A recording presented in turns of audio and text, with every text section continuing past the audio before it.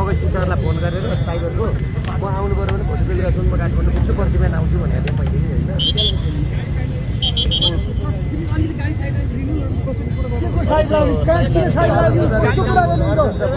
होइन नागरिकको कुरा त्यतिकै बन्द हुन्छ यार बाटोमा जाम कसले गराएको हामीले गराएको जाम त तपाईँले गराएको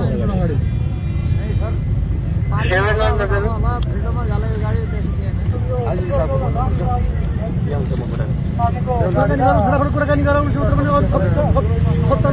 पर्छ हिजोको जस्तो नागरिक छैन नि यार नागरिकहरू जिउ ज्यान फाल्नु तयार छैन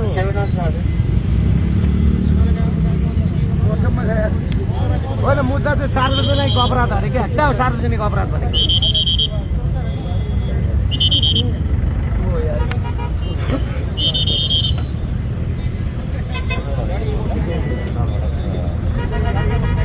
उहाँ सिधै जाने गृह मन्त्रालयमै जाने मान्छे प्रधानमन्त्री जाने मान्छे हो यहाँ बाटा छिकेर गाई जत्रा हँसाएर यो थप तनाव यहाँ उल्टो यहाँ उत्पाद मचिन्छ यहाँ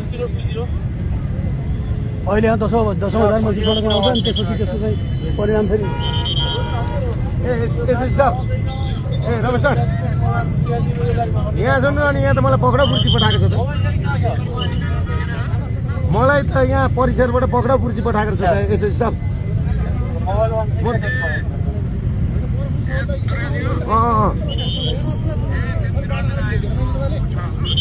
यसो गर्नु नि त अनि मलाई किन पक्रिनु म आउँदै थिएँ उहीँ काठमाडौँ आएर तपाईँकोमा आइहाल्छु नि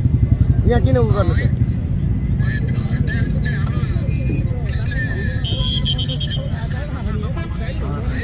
होइन यसो गरिदिनु न मलाई यहाँ आउन दिनु न म खुरुखुरु गाडीमा आउँदैछु बेलुका अनि आउँला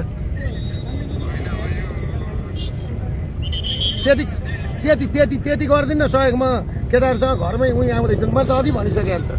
मैले छोरालाई पनि तपाईँलाई फोन गर्नु लगाएको थिएँ त्यति सहयोग गरिदिनु न ल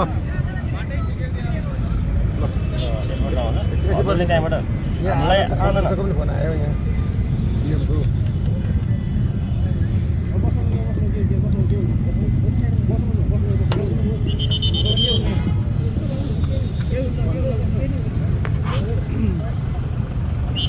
शान्तिपूर्ण तरिकाले अवतरण गर्ने कुरा गरौँ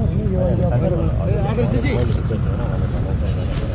मैले तपाईँलाई बिहान भनेको थिएँ नि यो निर्वाचन आयोगको पत्रले मलाई अहिले भोग्रा पूर्ति पठाएछ म यहाँ कार्यक्रम सोचेर बाटोमा आउँदै थिएँ होइन म काठमाडौँ अनि अहिले चाहिँ परिसरबाट भोग्रा पूर्ति आएको छ तपाईँले तुरुन्तै यो गर्ने कि हामी अब देशभरि आगो सल्काउनु थालौँ अनि नभनिसियो भनेको अनि त्यो सार्वजनिक अपराध अरे मैले के गरेको थिएँ बाटोमा कार्यक्रम सकेर म काठमाडौँ आउँदै थिएँ तपाईँलाई भेट्थेँ भोलि तपाईँले तुरुन्त आइजीलाई कुरा गर्नुहोस् त के गर्न खोजेको यो परिसरबाट आइन्छ कुरो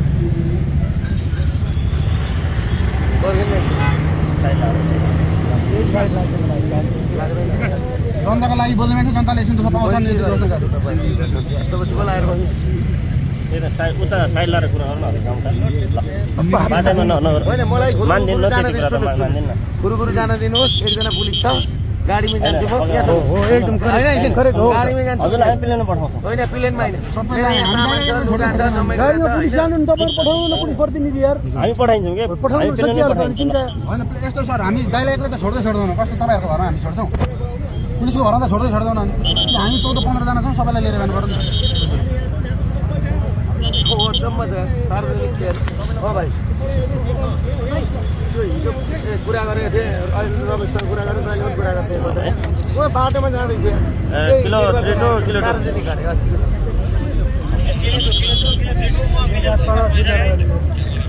सिडिओबाट पनि सार्वजनिक अपराध भनेको थियो सिडिओ होइन नि भोलि सिडिओ बनाएको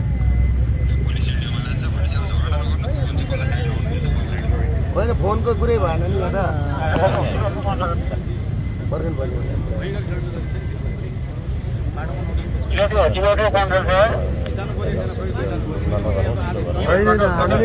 यो तपाईँले गरेर सिर्जना राज्यले गरेको हो यो राज्य आतङ्क हो यो जनताको नेतालाई तपाईँको राज्य डराउँदिन होइन तपाईँहरूको देखिहालेको छ सबै कुरा हाम्रो त राज्यको औकात पुलिसको औकात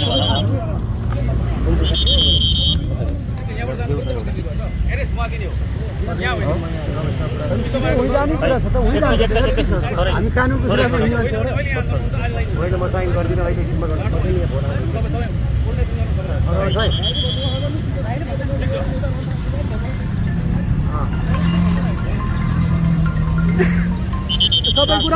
सबै कुरा रिले गर बाहिर प्रहरी परिसर काठमाडौँ परिषदले पठाएको रहेछ होइन सर काठमाडौँ परिसर प्रहरी परिषदले पठाएको रहेछ केही छैन यहाँ सार्वजनिक यो शान्ति विरुद्ध भनेर भनेको छ त्यही हामीलाई सबै कुरा थाहा छ हामी सबै कुरा बुझिरहेको छौँ तपाईँले उहाँले एकजना प्रहरी राख्नुहोस् तपाईँले उहाँलाई सकुशल उहाँ पुर्याउनुहोस् सकुशल उहाँ पुर्याउनुहोस् कुनै कुरा दुर्घटना गर्नुभयो दुर्घटना हुन्छ अब एउटा काम गरौँ तपाईँलाई यो बोलेकै आधारमा पक्राउ गरेको छ आजदेखि हाम्रो सम्पूर्ण वार्ताहरू भएको भएको छ है देशभरि चुनाव हुँदैन होइन हामी लिने कुरै होइन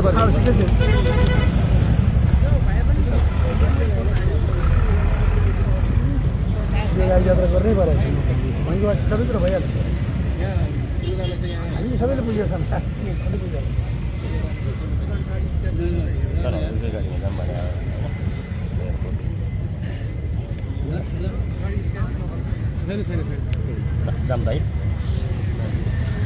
पर्खन कुरा हुँदैछ यार भाइ पर्खिन्न भनेको यहाँ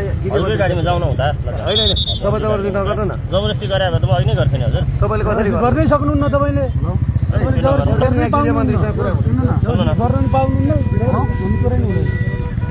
सुन न तैँलाई यो पहरा एयरपोर्टबाट अगाडिबाट पहरा गर्न लागेको छ होइन त्यो बस सबै गाडी रोकिदिन्छ पहरा गर्नलाई यहाँ आएको छ होइन सार्वजनिक लानमा पनि सबै उ गर्नु पर्ने विजयहरूलाई के अरे मुद्दा सार्वजनिक शान्ति विरुद्ध भनेको छ 50वटा काट्नु एउटा पनि गाडी जानु त्यसैपछि आज बोल्दैछ नि अनि अब यो त अचम्म हो नि त म त जनताको कुरा अब के हुन्छ अब दाइ तपाईलाई अब होइन अब यो त वार्ता हुँदैन होइन तपाईले वार्ता अब भङ्ग हुन्छ वार्ता भङ्ग अब यो छ अब लाग्यो अनि यो पश्चिमाहरूको सर अब आन्दोलनमा कहिले दिन्छ चुनाव एकदम साइलेन्ट है तपाईँ अब पक्राउ दिनको लागि तयार हुनुहोस् है हाम्रो काम गर्छु एकछिन जानेमा पक्राउ दिन ठुलो कुरो होइन गर्नुहोस् न तपाईँहरू काम गर्नुहोस् क्या हामीलाई दूर नगर्नुहोस् न डिस्टर्ब नगर्नुहोस् क्या ठिक छ त हामीले पुरा हजुरलाई लिएर